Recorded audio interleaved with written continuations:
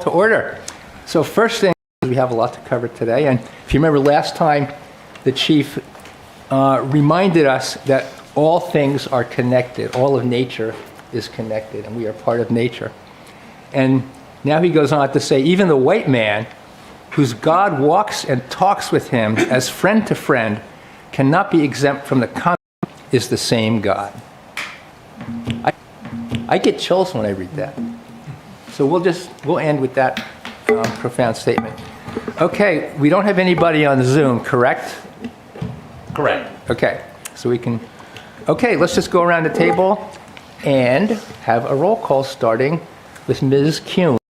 Martin Gorham, member at large. Ann Welsh, member at large. Sarah Callahan, alternate. Neil Slepian.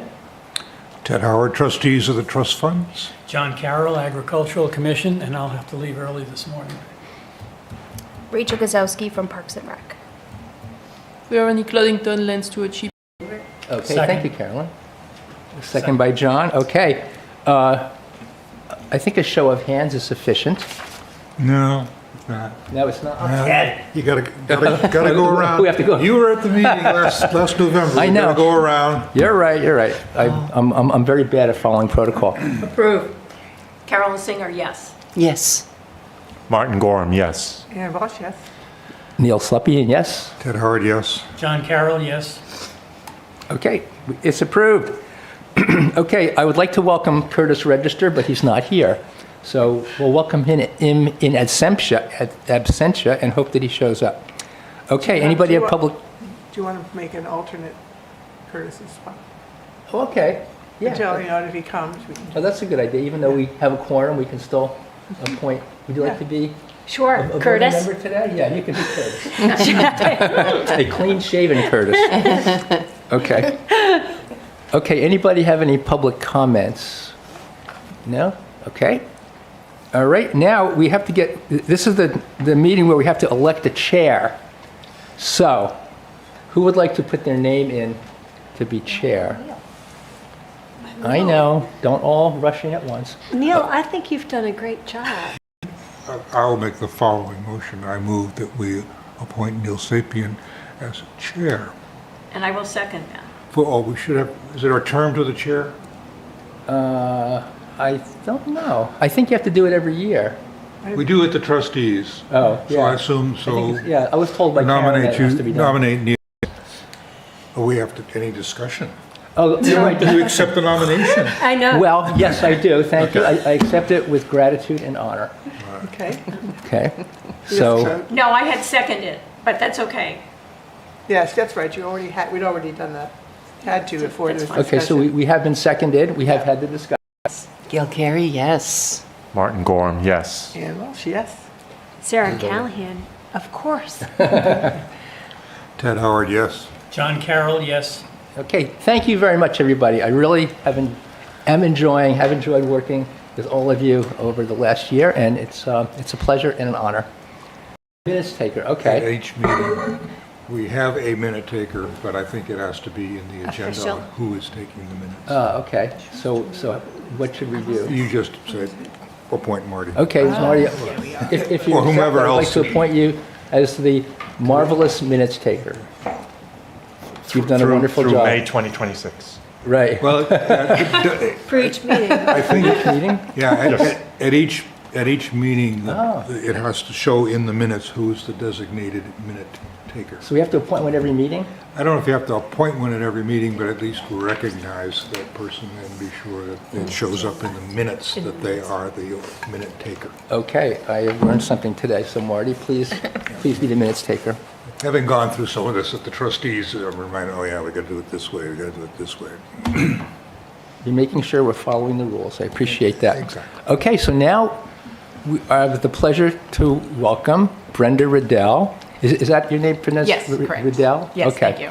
Who we have hired to do the graphic design for our kiosk sign. So the kiosk working group, Veronique, made contact with Brenda, and we have a signed contract. So we're really happy to welcome you here and hear your how you're going to work with us. My goal is to just sort of walk through our process and what we might be the process that we will be following in order to create not only the kiosk for Doe Farm, but also a design system that can be reused from one kiosk to the next. So we're not recreating the wheel from scratch every time. So I'm a creative director for almost 20 years. So we work 50-50 on digital and print, but our origins and my origins in the 90s were solely with print and marketing strategy. So we have a lot of experience with interpretive design, and personally, and I think I hit, so thank you again for having me here today. So what I want to talk about is, I think this is probably already sort of well known in that we really want to focus all of our efforts with this kiosk design and the design system around the users. You know, who are the visitors that are going to be going to the trailhead to capture their attention quickly? You know, again, the attention span thing, we have about 30 seconds to capture their attention and get them the information that they need in order to proceed. Hopefully, if we do our job right, we'll get them to stick around a little bit more than 30 seconds to, you know, read a little bit more about the land or the history or whatever sort of information that we want to serve up. So our goal is to first figure out, you know, what information do they need in order to navigate the trails confidently, in order to understand the landscape and the history, and in order to connect with your values. Internally, our goal is to create a signage system that is not just a single kiosk, but will ensure consistency with signage from one sign to the next as you start to create more and more kiosks. So that is the main goal of this process. But we first start with establishing, you know, what information do we need to have on this sign. We've got 4 feet by 3 feet to use. You know, what is the information that is required? What is the relationship between the trail map itself and the supporting information? What is to the design? And also, what does that layout structure entail? So those are some of the first questions that we answer before we go into any sort of layout or design work. And what we come away with is a clear framework for what appears on the sign and where. And I'll show you an example of that as well. The Land Stewardship Subcommittee branding, the new logo that I've recently been given. You know, existing signage or collateral, if any exists that is relevant to this project, we want to assess that and audit those materials. What's the natural Berlin Creek Reserve? I don't know if all of you have seen that kiosk, but it's one that we very much admire the design of, and it's sort of in our back pocket as an inspiration for this design. So what we do is we start the process for establishing the visual aesthetic by creating a mood board. And it's just a board, and we get opinions, love that, don't like that, you know, and then we go from there. We narrow down the focus of the design. So then from there, what we want to do is create this repeatable system. We define typography, we define the color palette, the icon system, which I think we'll be using the National Park Service symbol library as a basis for our iconography. And then the layout framework, the placement of where the map goes versus the interpretive information. And again, the goal is to have this repeatable information documented so that you can efficiently use those rules down the line for future kiosks. Accessibility. One of the things we want to make sure that we're paying attention to throughout the entire process with whatever choice we make is to make sure that the choices are accessible. So what does that mean? We're choosing typefaces that are legible and readable. We're creating a type hierarchy using font sizes that are legible from a certain distance, which I'll get into. And then high contrast color combinations. We want to make sure that those colors really stand out so that anybody, no matter what age or ability, that approaches the kiosk can understand and visually see all of the details within it. Anybody have any questions so far? Okay.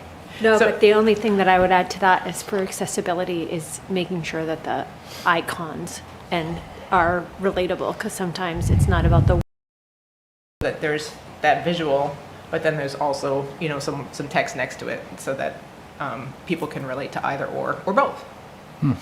Now, the U.S. Forest Service Center has a really short list of recommendations for their kiosks, and it's pretty much what we use as go into a simple sans serif typeface, and we always use sentence case for readability as well.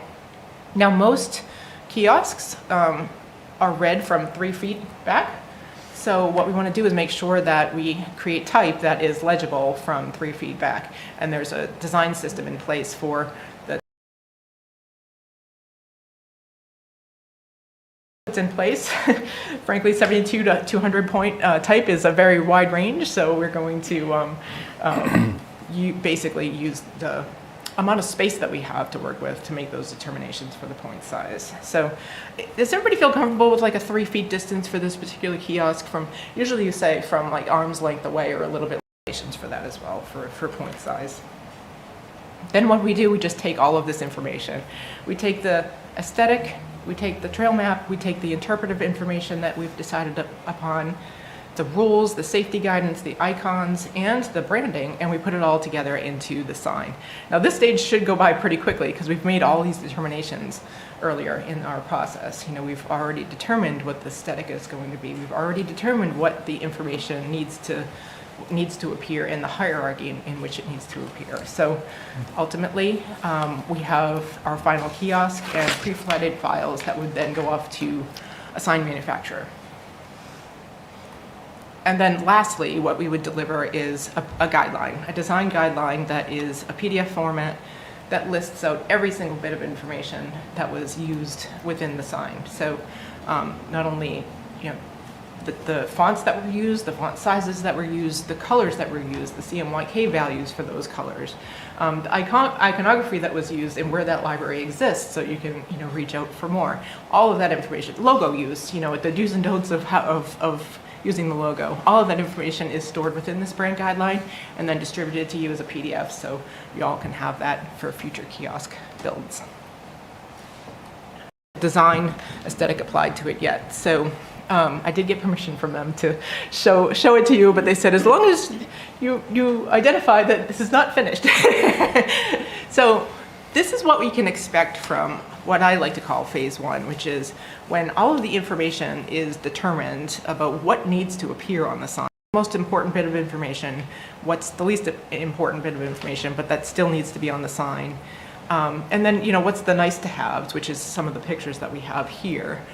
So that framework, this is also a 4x3 kiosk, that framework is established. Now we can go back in and start to enhance it with some more design elements. So distinct, and then that's the design aspect of it, and the information in the way in which we present it on the sign is really like the deciding factor for whether or not somebody is going to walk away in 30 seconds after they just scan it, or if they're going to stay and interact with some of the information that we're providing. So that's the next stage for us for the diagram. There's a lot of text at the bottom.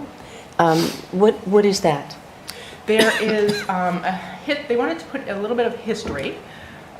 So you can, whoops, sorry about that. They put some history in there, and then the size of the land, and just a little bit of information about how many acres it is.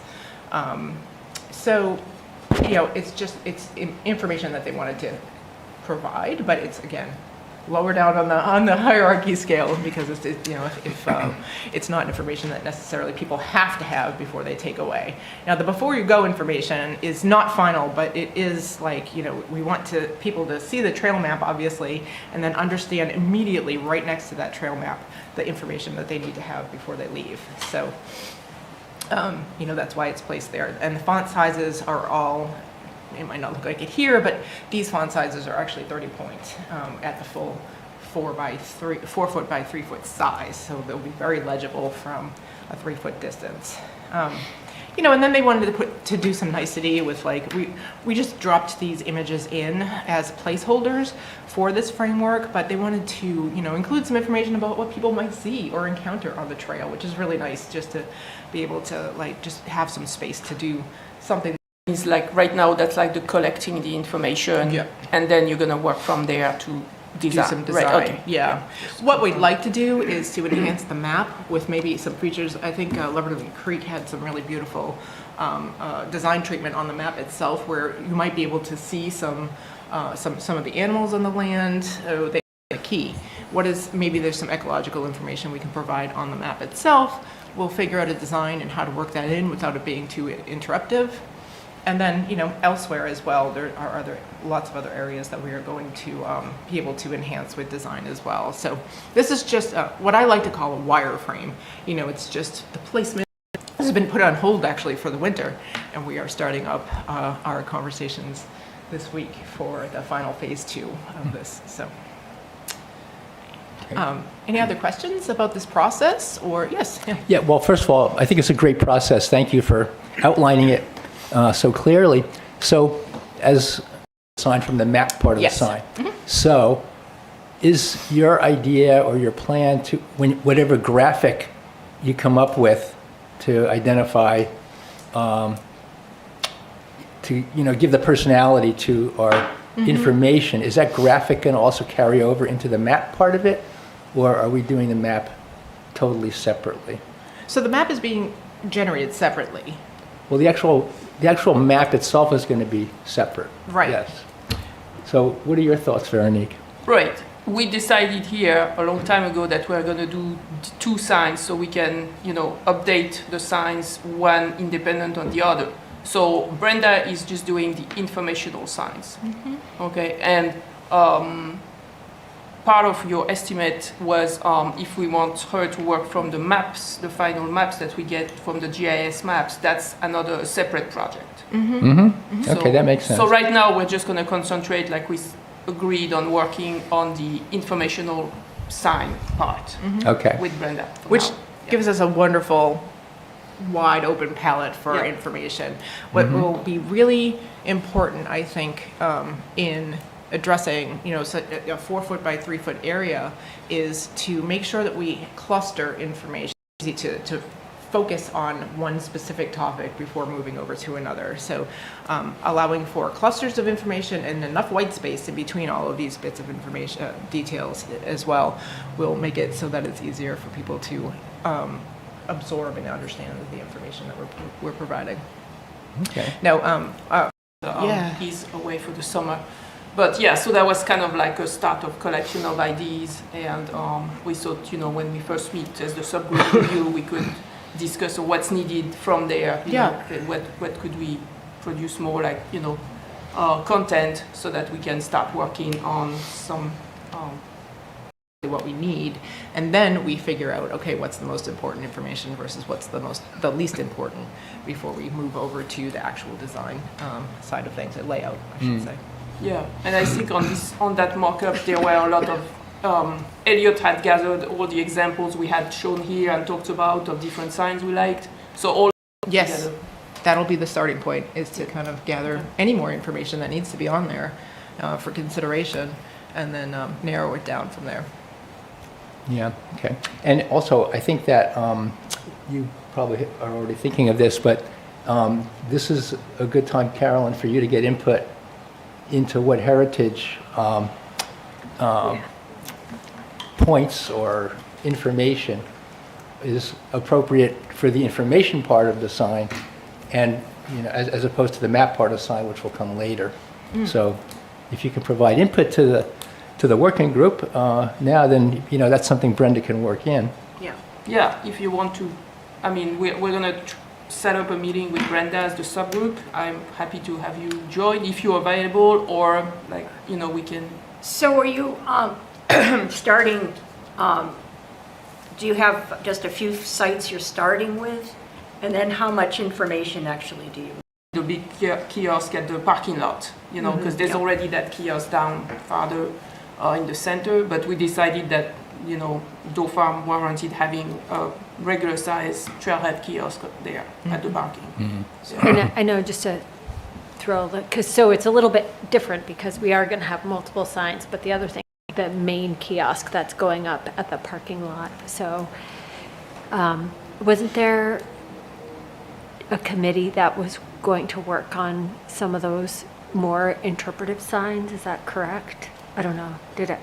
For the historical? Yeah, part of it? well, just in general, but historical in particular.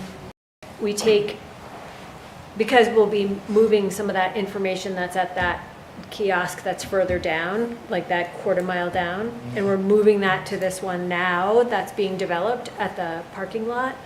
If we can take space that's on that kiosk and remove, yeah. That's what you mean, yeah. Yeah, I mean, I get it. still think we want to have a map there to still Yeah. orient people that says, hey, you're here. Yeah. But I think we're all in agreement that the map that's there right now isn't really working, and there's going to be changes to the color system of the trails, and so I think I'm going to ask to have you take a look at that, or.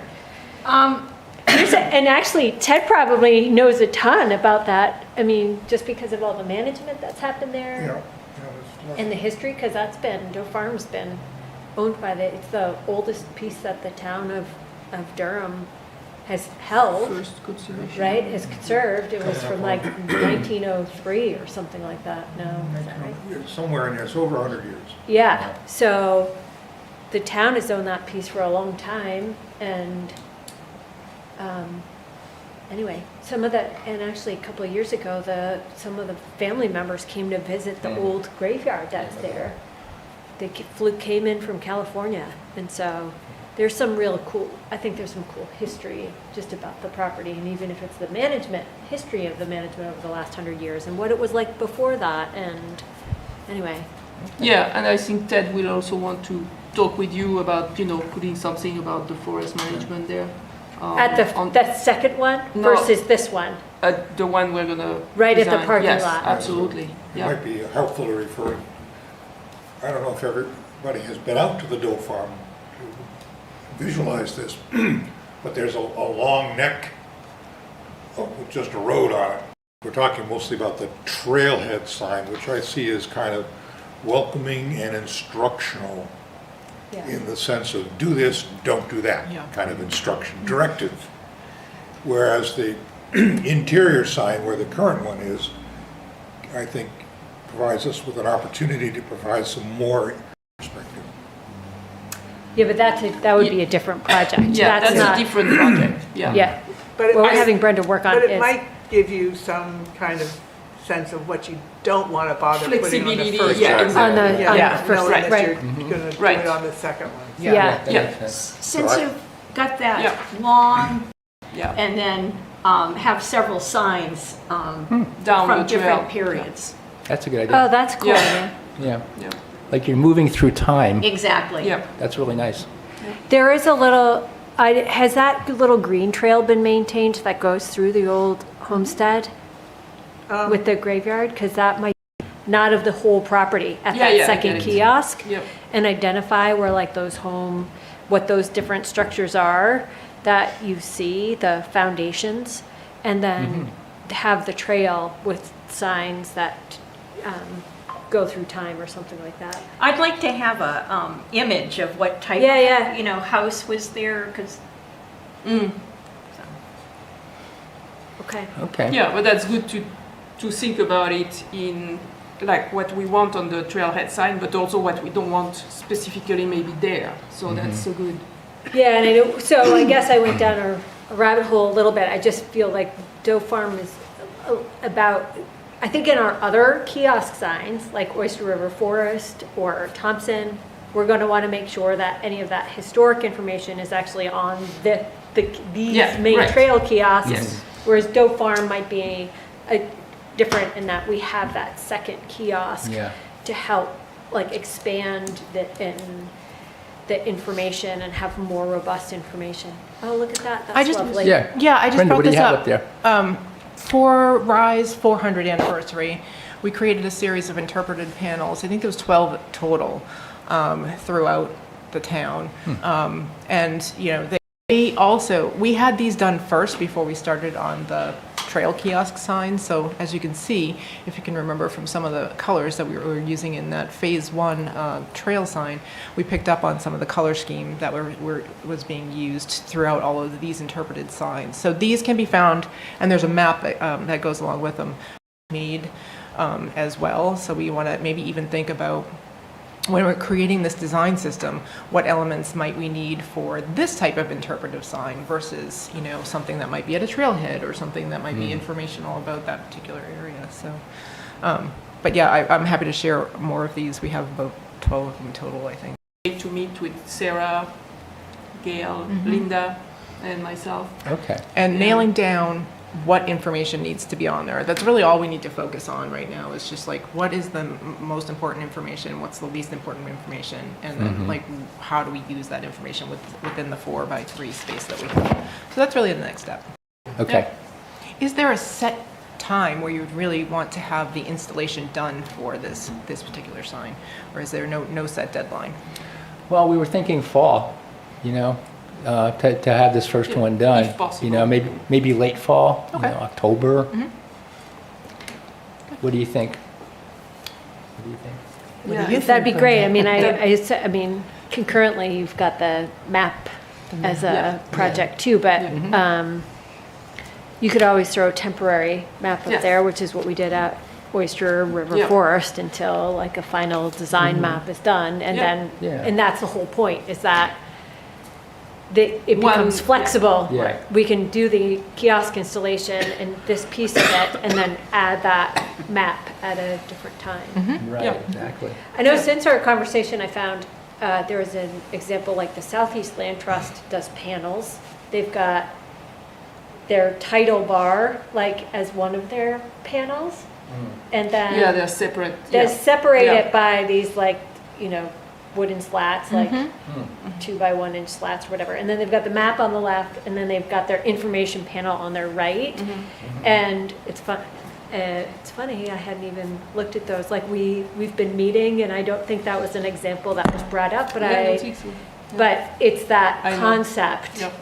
that we were thinking about, and about having it, closing a trail or adding a trail or rerouting a trail, or you've renamed them and want to make sure that the names are on the actual trails on the map, Yeah, which is what. yeah, I think we have a good concept. Thank you. Yeah. Thank you all very much. Thank you, Thank Brenda. you. Thank you, Brenda, Okay. working together.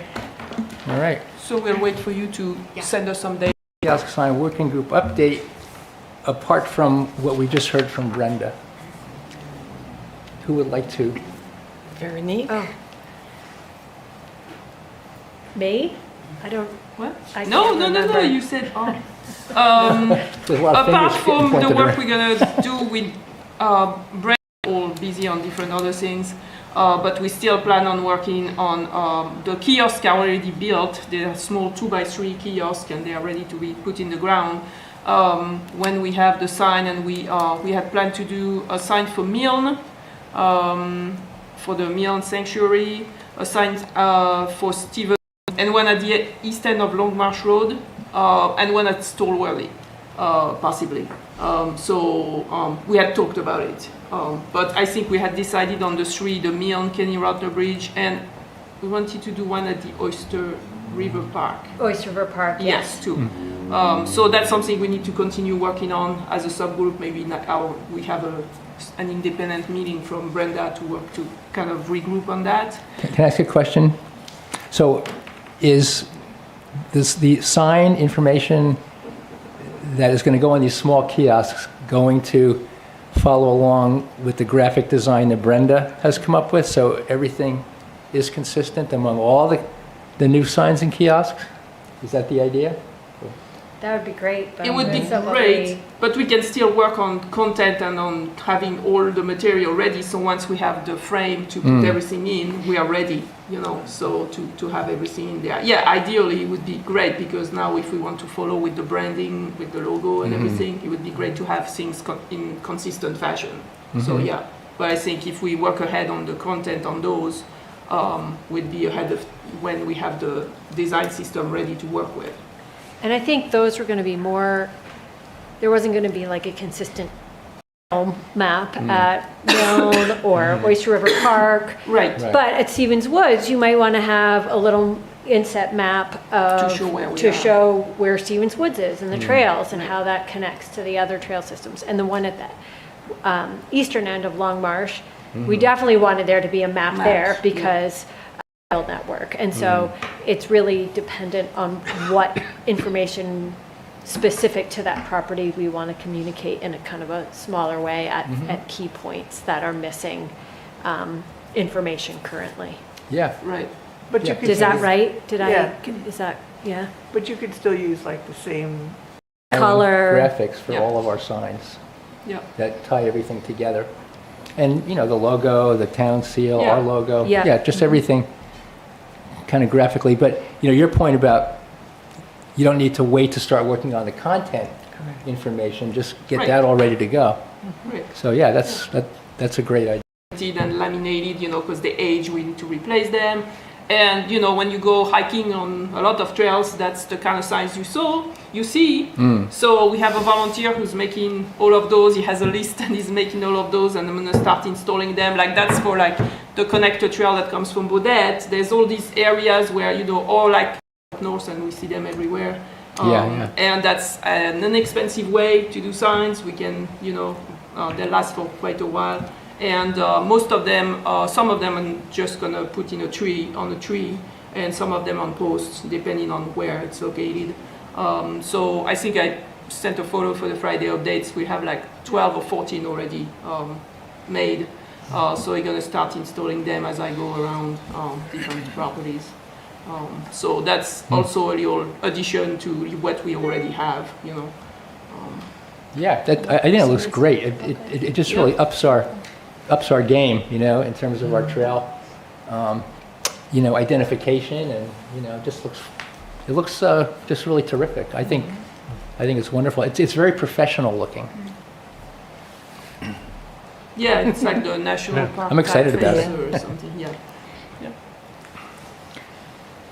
Okay. And Anything then, else? maybe you gotten an update on Rich and Stratford Regional Planning about like, there was supposed to be some money set aside for a kiosk, and so we weren't sure like what role we were supposed to be playing on creating that kiosk and making sure whatever design Brenda comes up with is integrated into the kiosk that's being designed. Trails marked by colors, like if there's an incident that happens and then out there and you can't find, the ambulance can't find the person they're looking for because there's no labeled trails by color or name.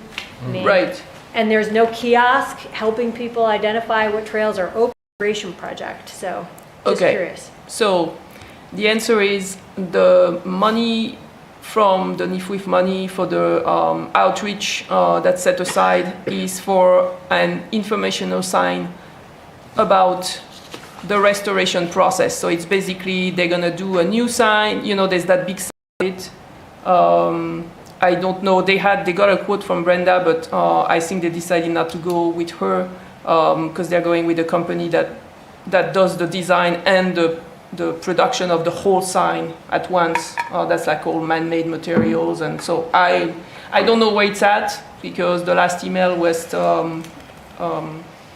Kyle's still waiting for an answer on all that. But I talked to Rich about color coding the trails.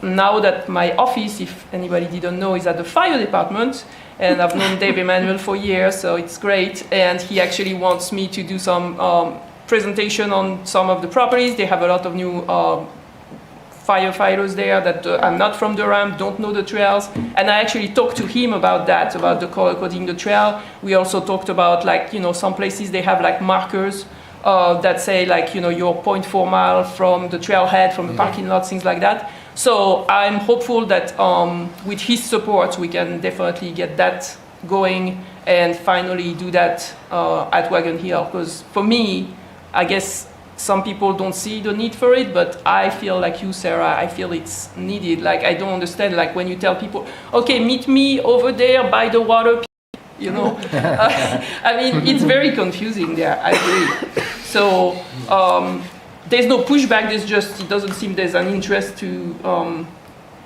for that. But I think that we should do it. At some point, Rich had said we could maybe ask people if people wanted to sponsor naming the trail with the same method that we go at every other property. Yeah, Jim Raines, is it Raines, right? He was on our committee for a while. Is that his last name? Jim? Lawson? Lawson, sorry, Jim Lawson. He was interested in having, developing a trail, but he was. Thank goodness. No, I'm just, No, I'm being facetious. he did some great things for our committee. Oh, yeah, I he know. was Yeah, gr- I think he's he was terrific. Yeah, He I was know a him. He great, went back on council. Yeah. yeah. Busy doing that. Yeah. I just don't think that But- naming is a good idea. I'm more in favor of Color code. but yeah. you can do, so he was like looking Oh. into like the historic content and was hoping, and I think some of that, I think you could incorporate some of that. I mean, one could be like the waterfront, trail, but you could have, Well, you could see associate that, a name with a color, but I still Yeah, think a name the with a color color. is absolutely yeah, needed. color Yeah, is because people, it's so people will confusing. forget about what, if they A have an name. emergency, they'll forget what trail name they're on, but but they know what Right, color yeah, they're they'll know on, know what because color. Yeah. there's markers throughout that trail. right? That makes sense. Yeah, Yeah. One could call it the Lawson Red Trail. right, that's you- right. Yes. That's right, That would or take care of something, or the, everything. Yeah, so I still think we The need to Orchard talk here Trail about Mm. a kiosk, an information kiosk. I don't know, Caroline, is there a plan to have an information panel about the why- historic, what's the Chisley House? about the history of the house, or That- outside, or We haven't gotten that far yet. okay? Okay. Because we had said, to have a kiosk that I don't think it would be attached to the house, but whether it's, in close proximity, that might be a possibility. But we're just not there yet. Can I go back to the informational signs at Wagon Hill? Are they going to replace the current kiosk that's there, or are they going to add a new kiosk? And they're also adding, I believe, 4 or 5 in situ small interpretative panel on the post, like the Okay. ones that are right now on there. And they're going to be all along the water edge, and they're all going to talk about a different topic about the restoration project. Okay. I think my preference would be that kiosk angle can be more accessible to individuals and also doesn't like create this visual barrier of looking out. It like ruins the scenic view from the, Yeah. at the location. So angled panel, and it's more at waist height and you're looking down at it. Those tend to be more Oh, that's interesting. accessible, and. I So don't you're know, just that would talking be about my Wagon preference. Hill, though, specifically? Yeah, Okay. not the trail kiosks. Okay. These trail Yeah. kiosks, I think, Yeah, they need have to to be be big upright. and Yeah. upright and, Yeah, that's a good idea. map and Yeah. land stewardship, Information, yeah. information, Yeah. trails use and that sort of Yeah, thing. once we get maybe that should be our next property after we get the Doe design. Farm. Yeah, that's probably a good idea. Yeah, Yeah, make that the priority, too. yeah. Okay. I'd like to go to number 12 because there's some members who have to leave early, and I'd like everybody to see the final logo design and get your free prize while you're here. Okay, so choose one. And that's just an example. Everybody gets a sticker, so next week, bring your water bottle. Cool. Make sure your sticker is on there. But, yeah, just take, take a couple. So Neil, do you want to just say, I mean, the logo was approved at by the Conservation Commission. Yeah, okay, so just the process. So as you know, we showed the logo here and got some great feedback from everybody. And Robin Vogt, our former town councilor and graphic designer, came back with just two options. And there was this option, and then there was another option which was very similar, except the heron was lower down. There were people on the trail, which, in this group, so we didn't really want people on the trail. There was no trail sign on the right-hand side. The trees had, like, in the background, instead of just being 2-color, were 3-color. And the Conservation Commission logo, and Veronique has already gone and had stickers made, so take a few stickers, and also keychains. So the idea is that we're going to hand out stickers and keychains, I guess, at the BioBlitz. I hope you're all happy with it. Oh, yeah, you can show some merch here. Yeah, so I had contacted printer who does T-shirts and hats and stuff for different events in town. Mary, unfortunately, we were trying to see if we could get hats embroidered. What's happening is so it wouldn't pop up, it wouldn't come out. So they could only print embroider the center of the logo. So we're gonna work with Robin to just have him give one final design that could be embroidered and probably have, you know, the Durham Conservation Commission and Land Stewardship either on the sides or underneath or something that so it could be embroidered totally. Maybe like have the picture of the logo on the front and the Conservation Commission Land Stewardship on the back, something like that. So that's still work. So we decided not to go ahead to not have something printed, you know, embroidered and buy something that we weren't gonna be happy with. But otherwise we can have T-shirts printed and things like that. I think we have the Durham Day in August and then the Durham Farm Day, I think a couple days later or the week later, right? Yeah, the beginning of August. So I think it gives us time to have Robin just redesign just the writing and have things printed that we could possibly sell there to raise money for the Patrons Fund. So. Merch, it's hard to make money off of merch. I know. We were looking at prices and... That nonprofit organizations do it just as, but there's no money to be made in it. There isn't. And I know Nature Groupie has canceled all of they're no longer doing merchandise at all because it was costing them more than they were actually making any income on it. So it's that's good fun info and to a have. nice idea, but I wouldn't expect you to make any money. I think as a committee that should be advocating for the use of bright orange during hiking season and hunting season, like I'd be in favor of in the fall if you got some bright orange hats with that logo on it. That's that would be awesome. Yep. At that kiosk that we've been looking at, and with a sign that invites you to take a vest with you out in the field during hunting season and then put it back when you're done your hike. And I don't know, but it might be cool, like if we get this printed, hunting everywhere but Long Marsh Preserve, so hunters are walking through there all the time, like that might be kind of a great location to have one.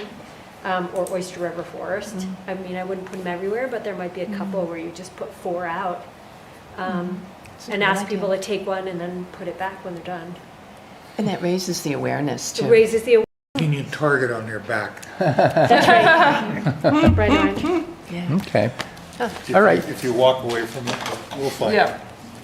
So reaction, what does everybody think of the logo?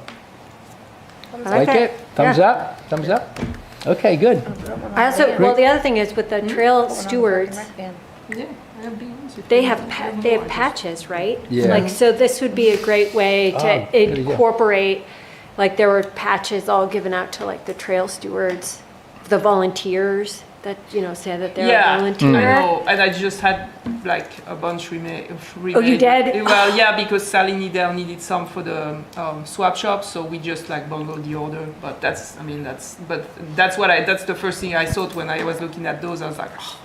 Yeah, but I think that, because there's a lot of volunteers that either are on this committee or they're just volunteers that do trail work. Yep. No. It's a great way to recognize them and for them to be recognized. So like they can wear that when they're out. So this incorporating that into Yep, some it's a of good idea. Yep. or it's a good idea. or you give them a hat, right? Instead of a patch, they get baseball hats with that on there. I don't know. So Yeah. there's a lot of cool those are ways good this ideas, could yeah. be Actually, used. hats $10 to be the hat print embroidered. Yeah. So it's not like super bad. As far as cost. Okay. So this is going to go on all of our information, like we were talking about the kiosk sign. It's going to go on the kiosk sign. It'll go And on Karen anything. has already updated the The website too. Awesome. Were there other good. ideas? Yeah, well, the Sorry, I other jumped ideas- into ideas of uses No, yeah. right away. I guess Sorry. it's all about like how much it costs, you know, to make. don't. But I like the hats idea, the hats for volunteers, for trail volunteers, or volunteers. Okay. Well, thank you, and, Do so whenever you're ready. Yeah. okay, good. Thank Do we you. have anything we have to vote on? What's that? Do we have anything we have to vote on before? Well, the only thing that I was, How many do we that have? I had to vote Well, actually, on we have was the, 1, 2, George is 3. left. That's okay, because you could not be John, because, I know, but I have to leave at 9:45. Yeah. So I'm Oh. leaving. I have to leave. It seems that Wayne Burton may have retired as the Wagon Hill Farm steward. Is that correct? That's correct. So he did. has there been any kind of recognition for him?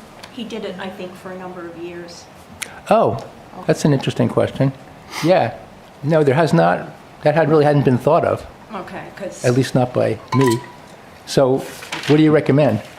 This is Wayne Burton you're talking about? yeah. Okay. I don't know how you normally recognize people, but, you know, Okay. a photo or something, you know, he did it for a long time, is my understanding. Yeah. Mm-hmm. How about a nice hat with a new logo on it? That's a good idea. Or even- He's got a baseball hat that he likes to wear every time I've seen him. Okay. He Okay, yeah, is- that's a good idea. We'll give it some thought. Figure out how to do it. You could name a trail after him. You could. Yeah. Yeah, The that's, Burton Blue Trail. But yeah. There. yeah, okay. Was there a mention in the Friday updates? Maybe that would Yeah. be Well, nice. I guess what prompted me was that someone had been appointed as the new, so I wondered what happened to Wayne, and I Oh. wondered how that happened. You know, and again, you know, did this committee vote on that, or how did that happen? My understanding, basically. It's just a volunteer. Yeah. I mean, Yeah. the Yeah, trail there's not a stewards formal, will get- process They're for just it. volunteers, right? yeah. Yeah. Yeah, she volunteered and has been doing a good Who is job the as new- far as we know. Who's the new trail steward? But Wendy thank you for asking. Morrow, she's a person who's not interested with the dog issue, but she's also like walking all the trails and doing trail reports, and we've been in contact very often. And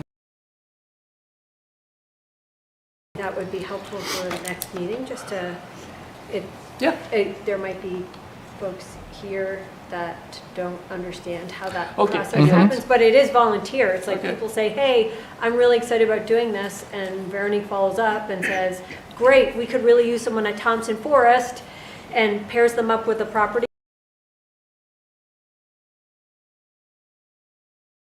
And I mean. yeah, and some so of I them think- are really good at sending the report. There's a form that was done by Steve Edelman that for reports, some people religiously send it every time they walk a property, which is really helpful. And yeah, I mean, I met three people that I met last year at Long March on some of our work days that became, you know, trail stewards that offered. Who goes out at each property and. So are they recognized for their efforts? You know, you just might want to consider that. Yeah. Okay, no, that's a good point. it is a good Yeah. point, Yeah. yeah. Yeah. A trail Good steward point. recognition Thank you. ceremony. Yeah, absolutely. Okay, yeah, thanks for bringing that up. So anyway, Ann, your question was, Oh, do you yeah. have anything to vote on? Yeah, but we're okay. We'll have enough people even when people leave, Okay, so we're good. Doesn't matter. all right. So then in that case, Do we want to welcome? yeah, Director that's the Ferguson. next. So we'd like to welcome our new representative from the town council, Curtis Register. Thank you for being here. And thank you for joining us. We really appreciate that. So would you just kind of say a couple of words about, you know, who Curtis Register is and why you are thrilled to be on the Land Stewardship Subcommittee? Certainly. Hey, thanks, Neil. Apologies for the tardiness. I was over at the Mill Pond Dam removal brief, and it went a little extended. But I'm happy to be on Land Stewardship Subcommittee. I care about trails. I like to hunt. I like to go on trail runs with my kid and get him outside as much as I can, because God knows we spend enough time behind screens.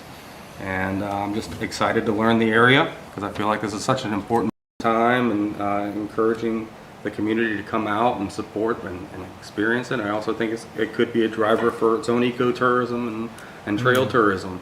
I spent a decent amount of time in North Carolina doing at-trail hikes and New Sock Trail hikes, and I mean, it got me to travel across the state. And so I imagine there are closer to the ground. And so she's given me good educational classes on what is invasive and non-invasive, and I spent a decent amount of time in the little green belt around my home picking burning bush out. Yay. She's got me eating knotweed Thank you. now. We're eating a Japanese knotweed pickle. And so, I'm trying to get a little Neighbor. We live in the same neighborhood, so nice to with Ann as well. Yeah, and Ann as well. So power neighborhood, That's huh? right, we have a power neighborhood. We should go around and introduce ourselves Please, to Curtis. yeah, Oh, that's great. Yeah. Thank you, Ted. Hi, Linda Kuhn, from the Parks and Rec Committee. Carol? You, I'm Marty Gorham, member at large. Awesome. Nice to meet you, Marty. Ann Welsh, member at ma'am. large. Miss Sebago, love seeing her around. Sarah Callahan, I'm an alternate. Neil Slepian. Yeah. Ted Howard, trustees of the trust funds. And I should mention Gail, Marty, and I are the other power neighborhood. Yes. Where we can throw a rock from our house to the next. Where's that at? Where's that at? Burnham Avenue. and Faculty Whitford neighborhood? Road. Okay, awesome. The original power There neighborhood. you go. Burning Have a power struggle here at the table, Mark. Right. I know these two motivators. Yeah. Rachel from Parks and Rec. Oh, you're good. I'm not trying to make you say it. Sorry. Okay, good. Thank you, everybody. Okay, so now the only thing that I had to vote on was 13, and I don't know if we really actually need to vote on it, but it was an issue that was brought up by Ann regarding a bridge from Doe Farm to Bodette. That this is an issue that's been pending for years. For years, And Ann pointed out, and we had put it, when we originally set the priorities on our tracking report, we set that as number 4 because there was a lot of complicated issues involved with it in terms of a wetland report and who actually owns the property. Should we be spending money on a property that we don't actually own? How important was it? So the way We that have to work on it now if we're going to do it, because it takes several years, and we have a trail, we have permission to manage a trail and to do the trail, so Yeah. it runs out. Do we want to tell everybody, because I don't think everybody, so we're talking about Bodette, which is on this property that was renewed in 2024, correct? For 5 years. Yeah. So it runs until 2029. And right now there's a temporary crossing over the La Roche Brook that runs basically under the power easement on that trail. And so help with that project. Because it's within a power line right of way. Because yes. So there was $5,000. $2,100 has been spent on a wetland study. Well, Mark Jacobs, who's a wetland specialist, was. Yeah. And so I emailed him to kind of get like the background, and he said, I undertook a rare plant survey, undertook numerous other steps in support of the wetland permit application for the footbridge, but there were several loose ends, and so he had worked with John Nachili on a scale sketch, which apparently did not end up satisfying the site plan requirement. And he was waiting for revisions from the sketch from John, but then things kind of fell apart. So I talked with Deb Alstrom from the town, and she's still, I still need to approach her again, but the $2,900 that are supposed to be left from Eversource, we do not have them because Eversource reimbursed the expenses that were expended for Mark Jacobs Westland Studies. So basically, the answer is most likely we do not have any money to address this. So we will have to ask for funds or find some funds. I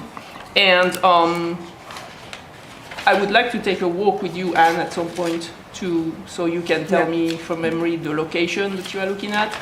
Because the location that the crossing was supposed to be at was where it's quite of Trail that goes, okay, so this is where there's a fairly high hill, goes down like this and back up, and the idea is to take it from, top to top, because then you're out of the wetlands. What makes this difficult, what makes this their lines, that particular road. I mean, Yeah. cut area.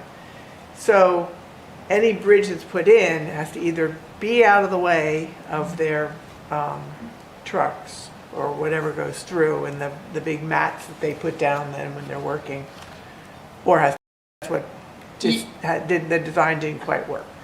And then it just stopped.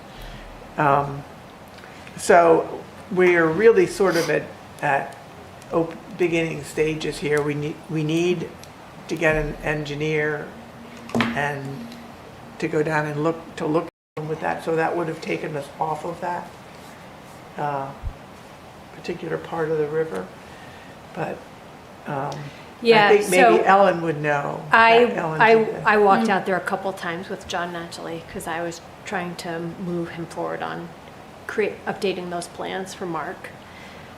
So I can take a walk with you out there at some time. There is a rare plant species that was located in that location. And so it's not that the crossing would not be prohibited, but the time of year that the crossing needs to be constructed is very narrow and has to take place in the fall before things get frozen. So after the plants have died, and then it is possible there is a better alternative, I would say, but Eversource was not on board with the alternative location. So it is possible, though, that if they are not, it might be to some benefit to have them come back out there again and have another discussion with Fish and Game and Eversource, if you're kind of gonna reopen it. Well, I would like to work with you. I'll talk to Ellen on Sunday. She's coming on Sunday, so I'll talk to her about it. I'll ask her what she recalls. And I talked to Jim from Fish and Game, and he said, like, when you have, something like some idea, just he'll come down, and so we could meet maybe with Eversource. They didn't want to do this. There's a more narrow part that it would be a lot better crossing, that they didn't want to have additional area of impact of the trail. And so it actually may have been Fish and Game. I think it was Fish and Game that said no on the not other, Eversource. but still, I think if you have a route starting, in town, you go through Stevens, you go through the college property, the Fish and Game property. It's a cooperation between a whole bunch of different entities that so far, is working. And it takes you then to Doe Farm, and then you get through Doe Farm. You've gone from to get a trail down into Newmarket. I would think that this is where we would work from.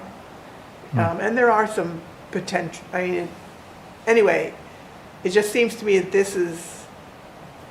it's important to build this bridge. It's important to keep this trail moving, that it's a really nice through long trail. So. Okay.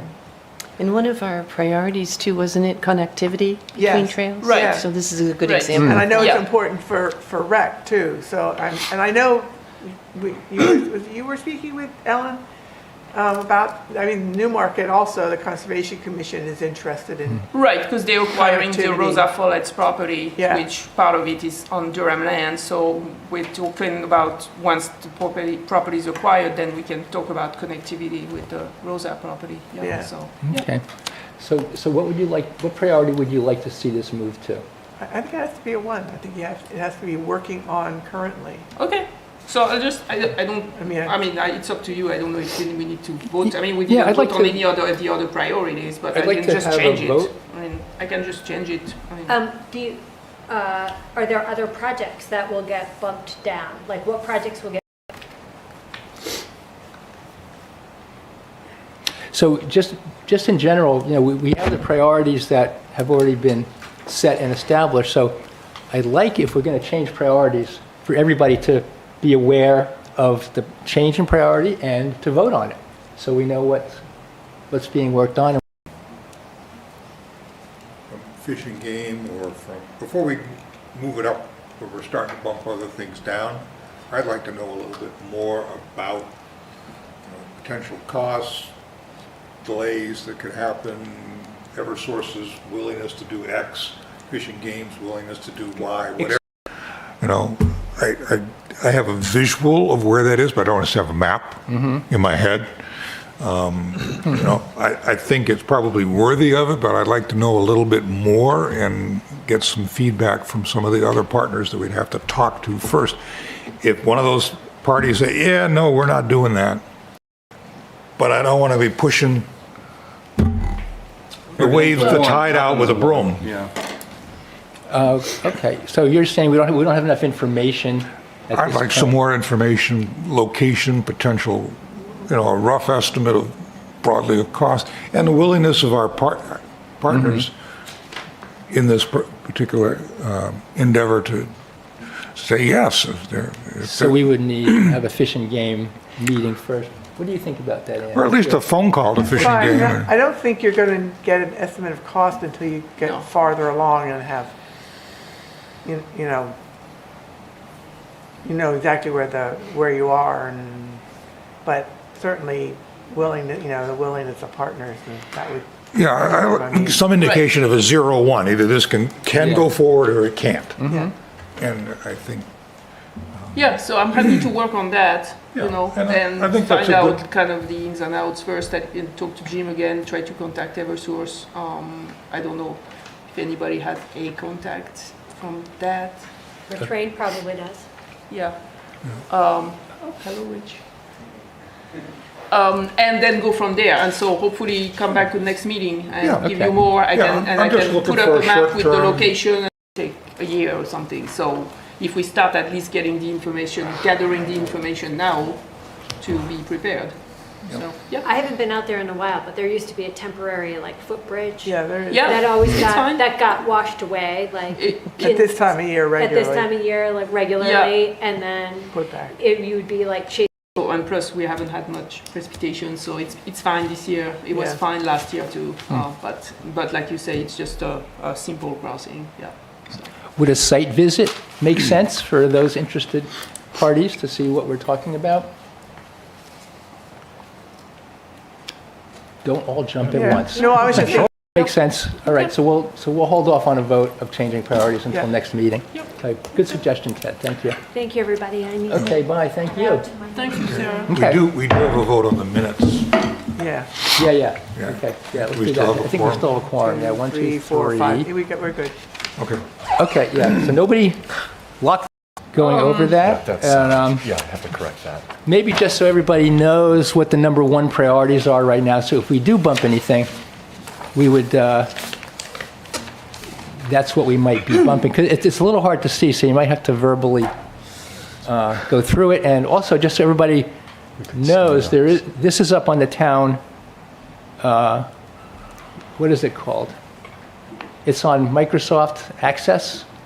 Well, no, it's on OneDrive, but I'd have to send it to people. I've sent it before, and I'm happy to send, but every time I update it, I need to resend it to version you. control. So, and so I'm happy. I know some people before wanted it printed or whatever. I'm happy if you let me know. I'll email it to you, and if you want just a printed tally sheet for next time, I'm happy to do that.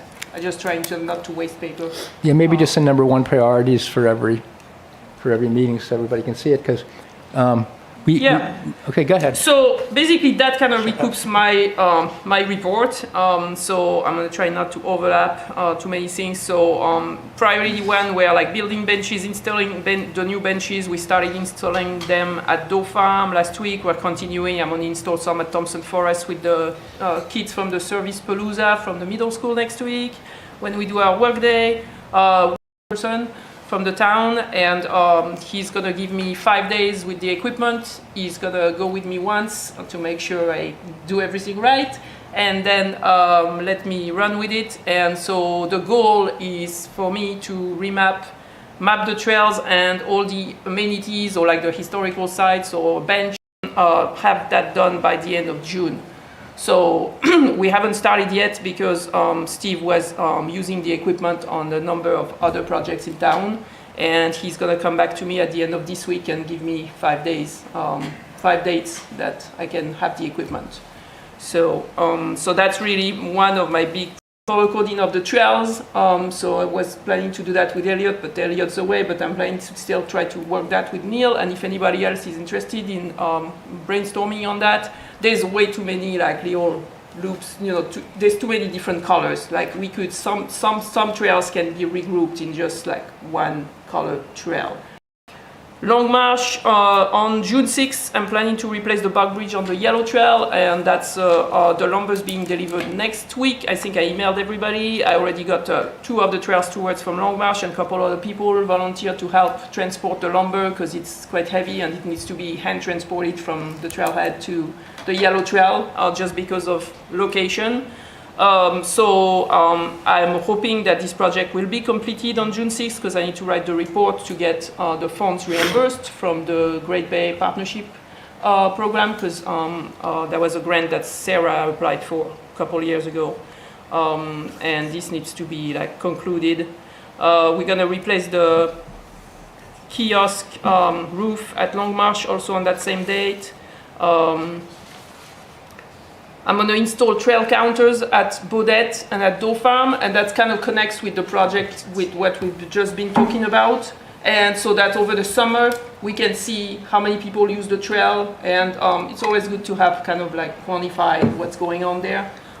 So I've reset those trail counters, uninstalled them from Jackson's Landing, and they're ready to be set over there probably in the next couple weeks. The bench for Stevens Woods that was funded by money for a delivery date. It will be delivered to the DPW. Thank you, Sam and Rich. And then they'll help bring it over there. I'll let you know. And it's going to be installed on the zigzag trail that overlooks the river. Right now, I've recruited a little seminar, but when I did the online poll last time, a lot of people responded, but then when I set the date that most people had said they would be available, then there were only 5 people available. So, so far I've trained new trail stewards, which has been very, very exciting, and and otherwise I've been working on the BioBlitz, and that's Sunday. And after that, it will definitely leave me a lot more time to kind of regroup and go back to, you know, different things. And there's a lot of things on priority too about Jackson's Landing. We're still waiting to know if we get any funding from the ARP grant we applied for. We should get the answer. That's about it for the priority one. And like I said, I'm happy to update it and send it to everybody. Great. Yeah, and some of these priority ones are going to be completed, so that will open up some priority one. Yeah, absolutely. You know, opportunities. So, okay, thank you, Veronique. Yeah. And yeah, just to tack on about the BioBlitz is Sunday, so if you just want to drop by for an hour and participate, you know, it would be great. We're hoping to have a really good turnout. The weather's supposed to get sunny and warm finally, so it's going to be a wonderful day outdoors. So please stop by. And Veronique has been doing a tremendous amount of work on this over the last couple of months and kind of coming to a conclusion. So. Yeah, and thank you to everybody who's volunteered. Marty, I sent you an email, sorry. I'll talk to you after. And Anne has kindly done activities for children, for youth, so thank you so much. Don't let me forget to get them. No, I know, I'm in my car, yeah. Yes. No, so thank you for everybody who's been very supportive on that, including Rachel, who's been very helpful with all the promotion, and she's gonna be running the van on Sunday, and so thanks. Things, and then we can move on to something else. Yes? Yeah, why don't you go ahead and finish, and then we'll move on. Okay, so I just want to remind, other than those projects that we put on the project tracker, been doing a lot of property cleanup, trail clearing, invasive spooling. We've had great help. We did a mill cleanup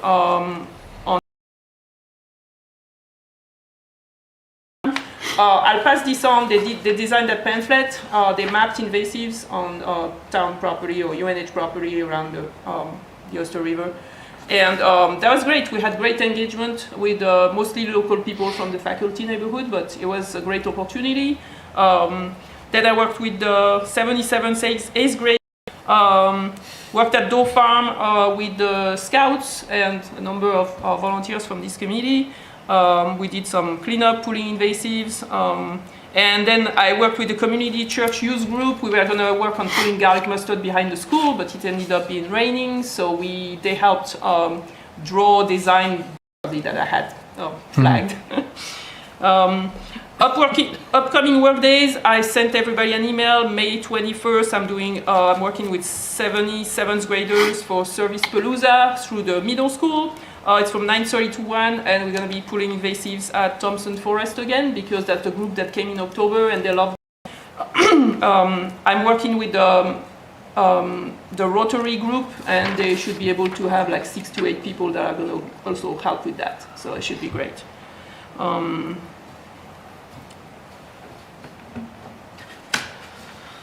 If you remember the UNH CARPE student from the climate Arctic class research, they came here to present a couple times. They're doing some research at the spruce roll bog that's starting 3 years ago. So they actually designed us a nice pamphlet for the BioBlitz, because we're going to have a whole table at the BioBlitz dedicated to the bog, data, history. I have to, if you're interested, same. I didn't want to print 1,000 of them. And other than that, Sarah and I met yesterday. We're continuing to work on Discover Durham Trails walk. We had taken the hiatus because there's the BioBlitz this month. I've also started French conversation trail walks, which are really fun, really well attended. Ted helped with the first one, the Thompson Forest. Last week he was at Long Marsh. We had about 6, 7, 8 people. I mean, it was great. It's a great opportunity. People want to discover, and most people who came did not know of the property. So that's another great way for people to discover a property. Yeah, Sarah and myself are working on a June, on a June Discover Durham Trails walk. We're trying to see if we can get somebody to do a butterfly walk. So I put some feelers out. And it will probably be towards the end of June, and I'll keep you posted. And after that, I just received to Gear helping us with the Discover Durham Trail. So we were mentioned in the first sustainability letter that went out last week through the Friday updates. So if you want to subscribe to the sustainability letter that was organized by Julie and Nell from the IWMAC, preparing something for the next one. And finally, we're working with Marty, who kindly has offered his help to do some drawings for the observation platform at Spruce Hole Bog. Is that okay? Yeah. His professional capacity. So we are working on that, and I'm also jointly working with one of the students who is going to stay for her PhD from the CARPE class, on starting to work on what do we want as far as small informational panels on the platform that would make sense. And that's it for me. The BioBlitz is Sunday. I did 4 pop-up little sessions at the public library with the library support. It was great. I've had 3 out of 4 where like there was a lot of interest. One of them was just not a good timing. It was the end of the school vacation.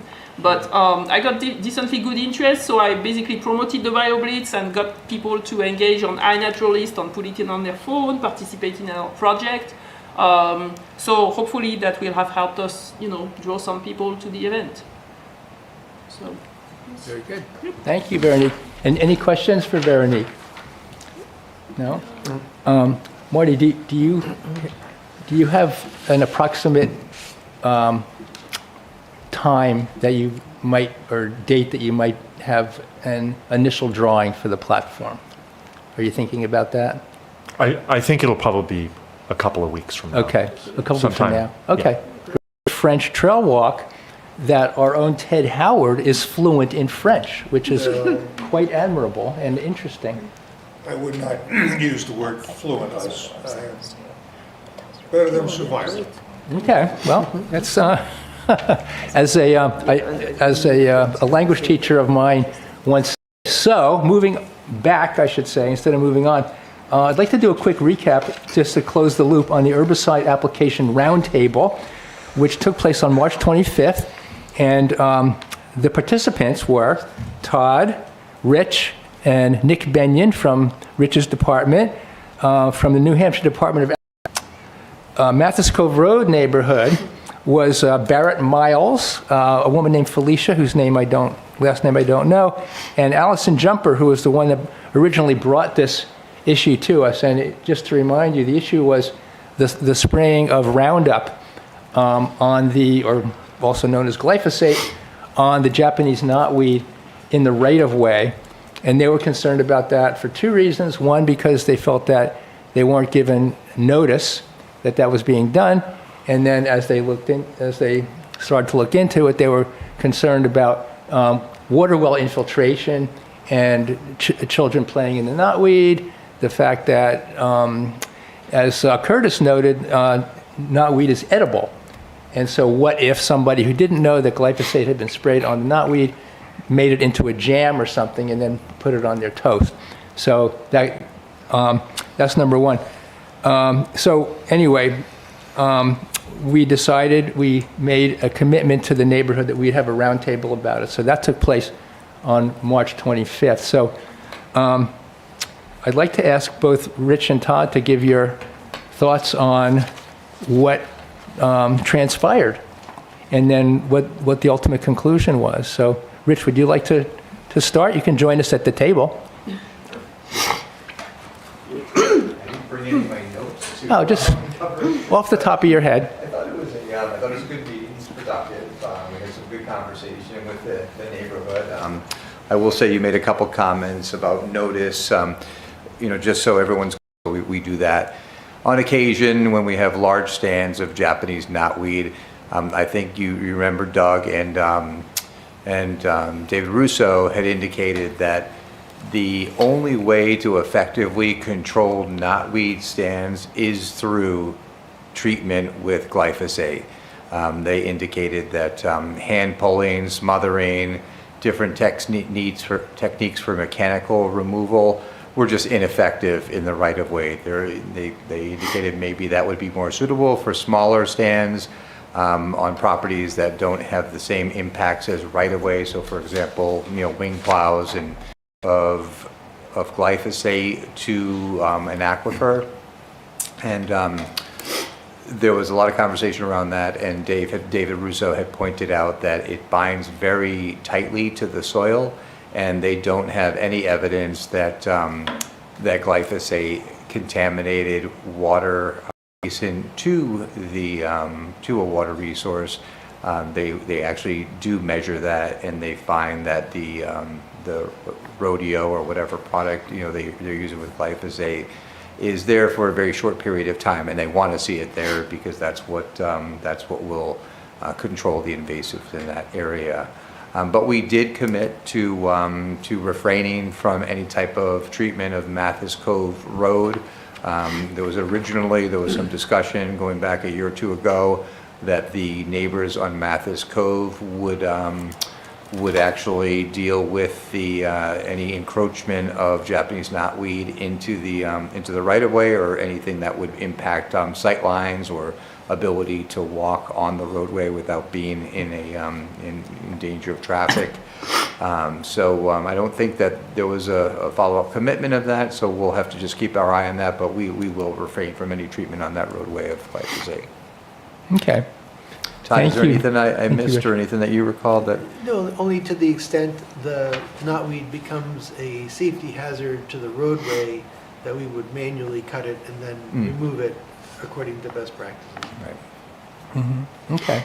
So it kind of reached an amicable conclusion, and the Mathis Cove Road neighbors had been notified, correct, that there won't be any spraying on their road. So we haven't heard any other feedback from them, so we have to assume that they're satisfied with that.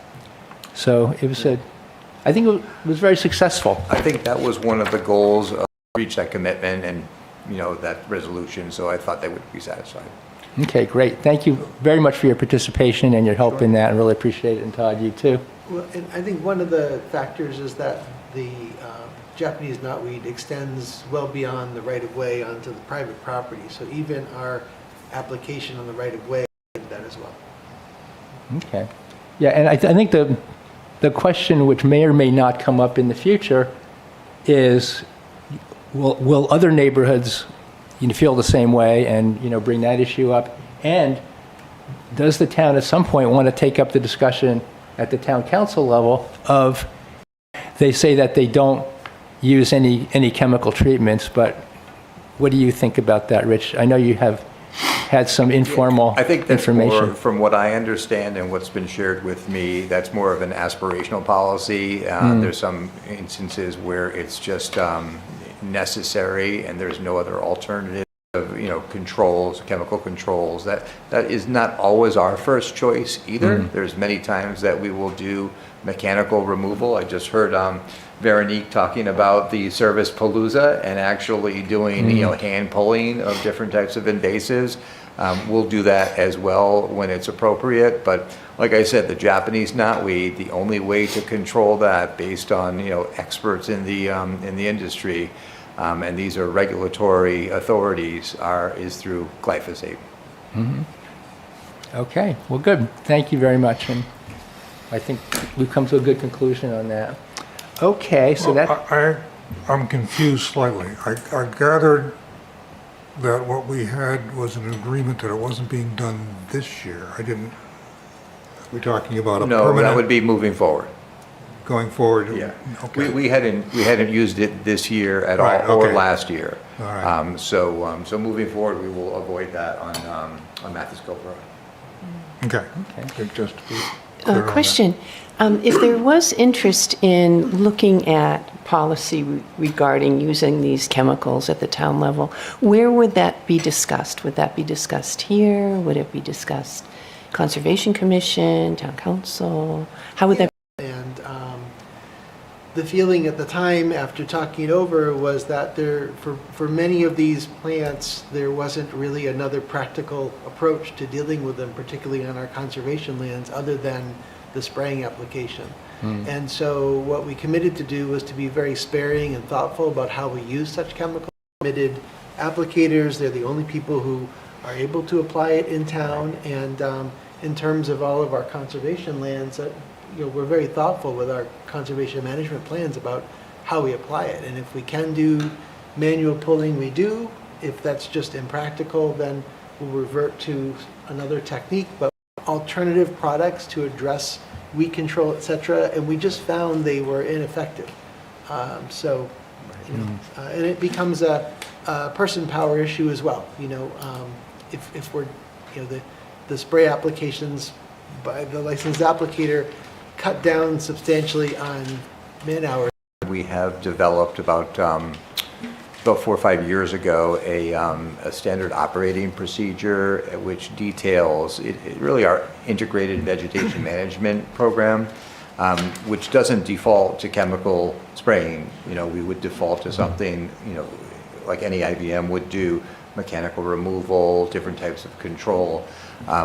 And that's on our website, and it provides a lot of background information about the types of chemicals we use, the calibration methods, the decisions that go into treatment when that is the only solution that's out there. So it's on our website. I would encourage people to review that because it's pretty detailed, and we follow that very closely. And as Todd says, it's a licensed pesticide applicator, supervisor level. And we have all the necessary permits in place, and we work very closely with Dave Russo and Doug Saipan on that. But it's certainly, it's a question. Do we want to continue? Right, and things change over time. So if this was originally done 15 years ago, that's new things come into our knowledge base. And so is there a regular update of that, or is it just... when there's an event that happens? Of the SOP? Yeah. It's pretty fresh, change on occasion as new stands develop. So yeah, it's looked at, multiple times a year, and certainly the permit is looked at annually and is posted because we need a permit each year for the activities. Right, right. Okay, thank you. Our experience, we've done over the years, again, licensed applicator, permitting process, and the whole drill. And we've done mechanical removals out there as well, but in places where mechanical removal is just not going to get it done, that's the only way we can get native vegetation back. Is used. Yeah, it's a great question, you know, because I think sometimes people get the wrong impression that we're out there with giant, you know, aerial sprayers and going through, you know, 10, 55-gallon drums a year of this stuff. It's a very small amount. I asked Nick to do a quick calculation on that. I don't have that with me. It's sparingly used, I'll say that, and I could get the actual quantities for you. Is it a different product than someone would buy at Home Depot? Is it It's much different. It's more concentrated, yeah. and you know, glyphosate has a lot of different trade names. Roundup is one. Rodeo is another product that's used or more around the aquatic areas, but it's the same product. We use that for multiple purposes. So there's different trade names that go along with that, but it's a more concentrated level. Yeah. When we had the neighborhood meeting, the Doug Saigon kind of went through the application process, and it's a very targeted process at a certain time of day under certain wind conditions, because they don't want it blowing around, and it dries very quickly, adheres to the plant. You know, so they're very deliberate about how they do it. Right. And in fact, cutting, and we do this after, you know, the flowering occurs, you know, we'll cut it back, you know, in the spring or summer. We'll wait for the flowering to be completed, because we don't want this to affect pollinators. Bigger, you know, for the tree or for the Japanese knotweed stand. And you'll see this spread more significantly if there isn't a follow-up chemical treatment. Yeah, and it sounds like a lot of the federal regulations are focused on the largest danger is to the applicator, the person who's applying it. And so there are precautions in terms. So now let's move to reviewing the April meeting minutes. So I'll make a motion that we approve the minutes of April. okay, do we have a second to approve April? I second it. Okay, so let's have a discussion on April. And I don't have the minutes in front of me, but the way that it was phrased in terms of Zoom participation was that the Zoom participation was not approved. And Ann commented to me earlier that it made it sound as though it was voted on but not approved. So I think What that we happened was want... I came, and I let Neil know that I was, and had that approved because there were going to be enough people here. That was checked before I do Zoom. So he approved it, but the meeting didn't approve it. But you also didn't vote at all. You did not approve it. You did not approve it. You didn't vote. And then the other question is if we didn't do that, was my voting, Invalid. you know, Technically, the meeting should vote to allow the Zoom participant to participate. So without that, you're just observing, basically. So probably your vote shouldn't count if there are votes later on. yeah. Question, but this So you says could that just it say wasn't you an forgot official to meeting. approve. That's incorrect. That's incorrect. Oh, that's Yeah, incorrect. yeah, that's, Oh. So it should just say, meeting forgot to, you could say, meeting forgot to vote on Ann Welsh's participation in the meeting on Zoom, and so her votes were not counted. Should we also say that Ann was late in signing in on Zoom, and that's why we forgot to vote? I had a little trouble getting in. Yeah, so the quick question is, did we do any votes after you joined us, other than to adjourn? Did we do a vote? No, we did not. Okay, so I don't think so in that meeting.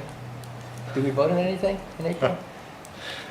Yes, We I did see what? a motion was made and the subcommittee, yes. I'm not part of the quorum, so. okay, then so you had a quorum. So it's a moot point, but something we should... We'll just see, if you're going to put something in, we need to say, Because people go, why didn't they want her to participate?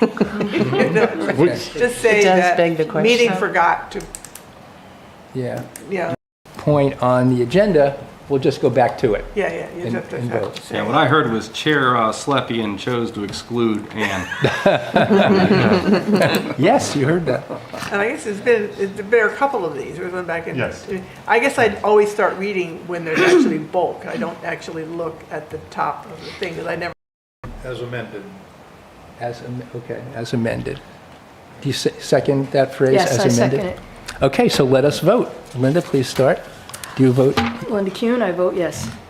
Gail Carey, I abstain. I wasn't present. Martin Gorham votes yes. And votes yes. Neil Slepian, yes. Okay, now we are on to our final committee updates and round table in our final 5 minutes. Does anybody have anything that they would like to say that has been unsaid to this point? Linda, anything? I think we're good. Okay, Gail, Nothing to add.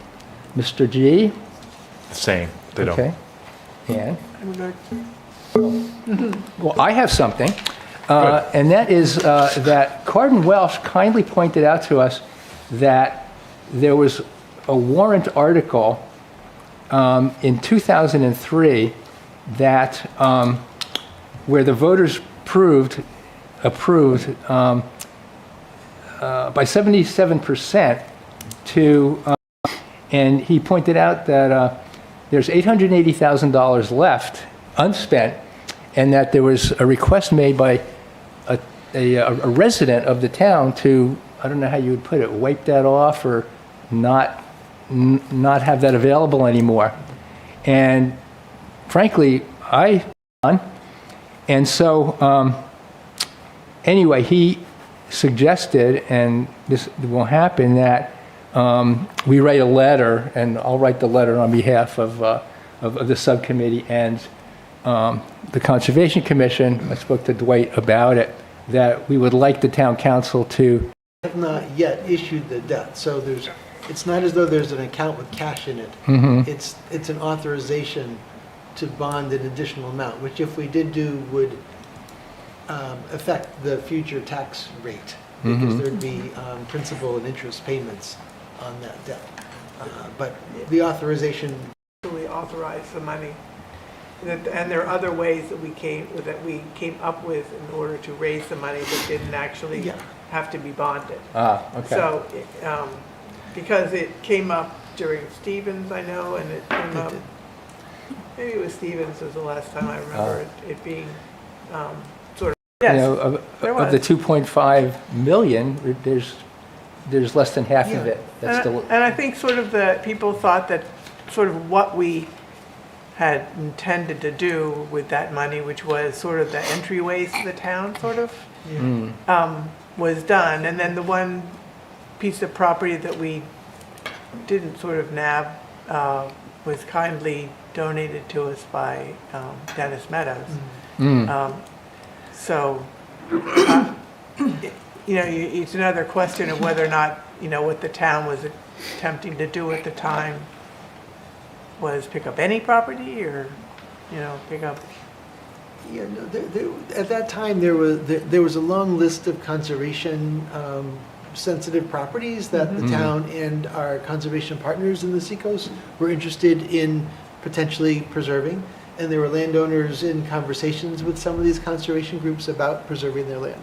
And so we went through a period of time around that time frame where there's a lot of conversation, the bond was approved, and Durham moved forward and partnered on a host of projects which came into our inventory. And at a certain point, that kind of prompted the discussion of, well, we've got all this new conservation land and we started to struggle with a high tax rate. So the mentality went to, well, let's put the brakes on land conservation and move hard toward economic development efforts, which then saw a lot of construction around town, which helped to fund a lot of our deferred maintenance and projects. And authorization in case something significant came up in the future. But there was a period of time, for the last 15 years or so, where there hadn't been a lot of interest in spending the rest of that. So at least at our office, the business office, we didn't forget about it. Just a resident saw it and said, hey, what is this? And the resident was looking with all of his background. He came from a municipal finance background. His preference in practice was to not keep carrying that authorized but unissued debt. At a certain point, to jettison it and then cause the new government to grow to. Well, I had a conversation with Gail yesterday, and I asked, is there any downside to keeping the authorization in place to the town? She said there was not. So is that a true statement? Do you agree? So do you think it's reasonable then to, from the commission and the subcommittee, to request that the town council keep the authorization in place in the event something comes up in the future? Because I believe, in the current climate, if this was jettisoned and a property came up that we thought was important to buy, it would not get approved. But doesn't this still have to be approved? Yes. Before they can't like just, No. we can't just like say, okay, we're gonna do this. It has to still go to the It's- town council. So I mean, there isn't really, it's, either way, it has to get approved by the town council. Yes. So it's sort of I'm not pushing either way here, but I don't know if having it, it was issued by a council a long time ago, and the voters who were here at the time. But I'm not. That's 100% correct. So what was the date of the warrant article? 2003. March 11th, 2003. Right, so in 2003, the charter said that the council had the authorization to issue up to $1 million in debt on a single project by a 2/3 vote of the council, and $2.3 million threshold rather than $1 million to reflect inflation. But so the funds that were approved, the $2.9 million, went directly to the citizens on a referendum. That part of it was approved. But the council to date has only approved the money that we actually bonded and spent. The council has not yet voted on that. Understanding this, it's just a placeholder authorization. It is, yes. And it carries forward. And that's why I'd never suggested eliminating it, because there are safeguards in place, and it's respectful of a vote taken 22 years ago, 23 years ago, 24 years ago now. Okay, but there's no harm in asking. I just want to make sure people understood that it wasn't like that money was there for us to pull out. It's not. It's I definitely read it originally as there was $800 or there was thousands of dollars. Right. So it's just that it's there. Yeah, If the council approves it, Defray that tax rate. it still has to go through a whole process. From the It's not. perspective of the trustees, since I didn't have an $880,000 account, I knew that it wasn't money in the bank, because we would have it. Okay. Yeah, I think that's clear. But my point being that if authorization is removed, then that process would have to be added to it if we wanted to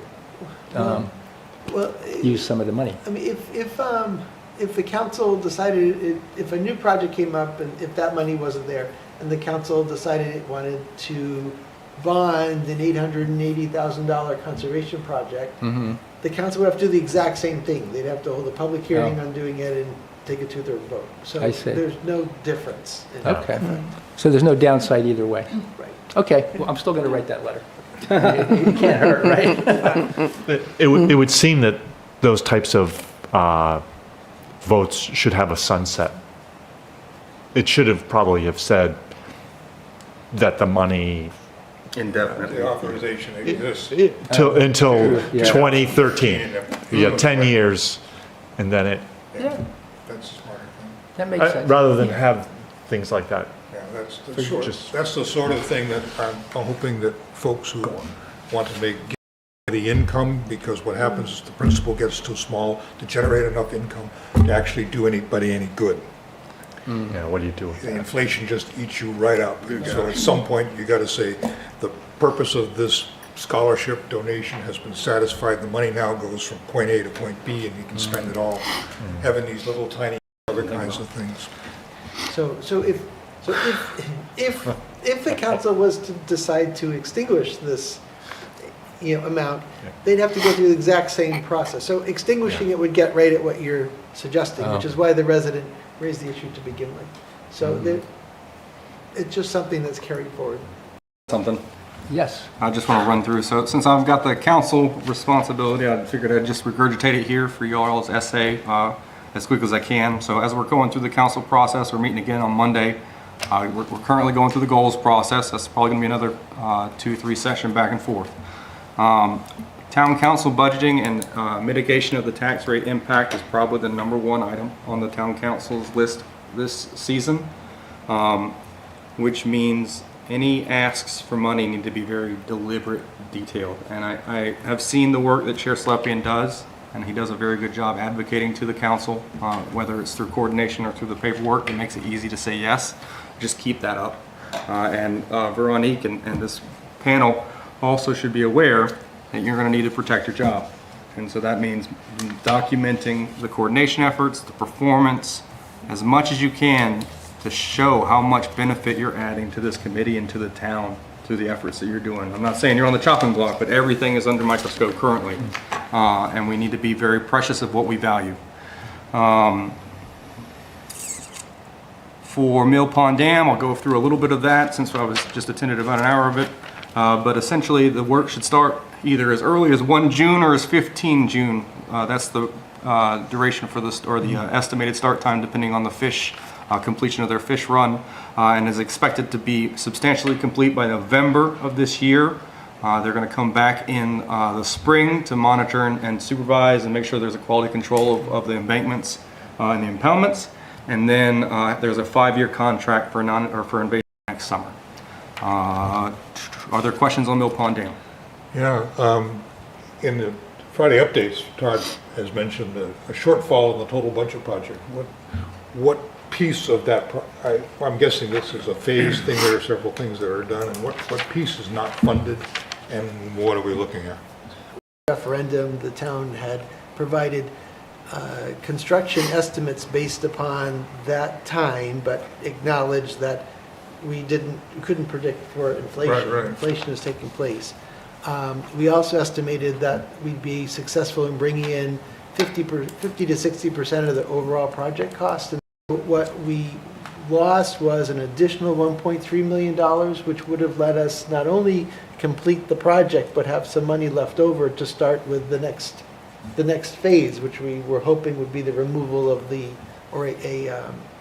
nature-like bypass to the water dam. That you would make it possible to get that $1.3 million, that the federal government might claw that back. And so we brought to the council, based upon the actual bidding we received, an additional appropriation request for $900,000 in bonding. And the council approved that in the event the $1.3 million was rescinded by the federal government. And the federal government verbally has now reached out to our town engineer to say, NOAA has reached out to say the $1.3 million is gone, that second slug. We already received 1.9 that we have available to That was verbally communicated, correct? Okay. Right? The NOAA rejection was verbally communicated. They didn't send an official rejection letter or anything like that? We asked for one, and Right. we'll be getting one, but it was So it was far. an email as well. Sure. Yeah. And so, so the project's fully funded. The additional 900,000, of the 900,000, the council approved in October, well, as part of the budget process for 2026, plus the money we had altogether, even minus the $1.3 million, fully covers the project. So the project is fully It bid funded. in lower than what we were expecting. That's correct. Okay. The low bid helped bridge that gap. Okay. And I want to say awesome work on the sustainability newsletter collaboration with the public, getting more community input and influence and getting more boards closer together. So I love that. And then finally, for the town council, next Monday's meeting is going to be focused on building heights and architectural design standards. And so that's going to be the preponderance of our meeting for the downtown commercial core. Any questions? That's all I got. Okay. Okay, let's go around. the table? Linda Kuhn? Yes. Al Carey, yes. Martin Gorham, yes. Ann Welsh, yes? Neil Slepian, yes. Ted Howard, yes. Curtis Register, aye. All right, we're adjourned, and thank you.